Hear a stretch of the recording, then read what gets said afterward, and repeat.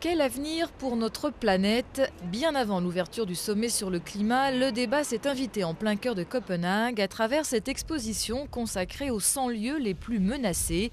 Une exposition qui invite les visiteurs à signer la pétition en faveur d'un accord à la fois ambitieux et juste lors de la conférence de l'ONU.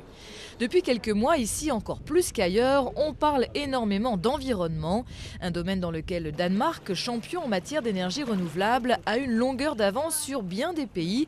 Mais beaucoup reste encore à faire et grâce au sommet de décembre, les choses pourraient aller un peu plus vite. On a pensé qu'en accueillant cet événement, on allait obliger les milieux d'affaires, la classe politique, à s'intéresser à tous les secteurs dans lesquels il faut qu'on fasse de notre mieux pour garder notre position de leader. Près de 200 chefs d'État ou de gouvernement attendus à Copenhague à partir du 7 décembre, plus de 15 000 participants à la conférence de l'ONU et autant au sommet alternatif organisé par les ONG. C'est le plus gros événement que la police de Copenhague ait jamais eu à gérer.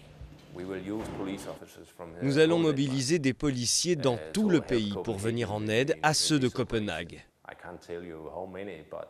Je ne peux pas vous dire combien, mais nous allons en mobiliser vraiment beaucoup.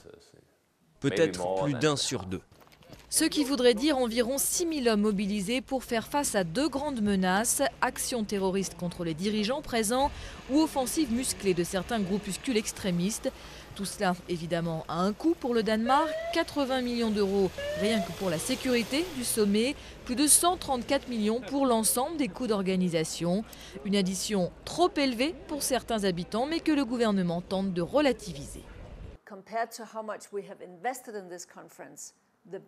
Comparé à ce que nous avons investi pour cette conférence, on est d'ores et déjà gagnant en termes d'image, car nous avons reçu beaucoup de délégations, beaucoup de journalistes qui sont venus nous poser des questions sur ce qui se fait au Danemark, sur le type de technologie qu'on pouvait offrir. Et ça se traduit ensuite par plus d'emplois, plus d'activités et plus d'exportations. Évidemment, les retombées en termes d'image pour le Danemark seront d'autant plus grandes que le sommet sera un succès. Pour les hôtels, en revanche, la partie est d'ores et déjà gagnée. Ils affichent complet à des kilomètres à la ronde.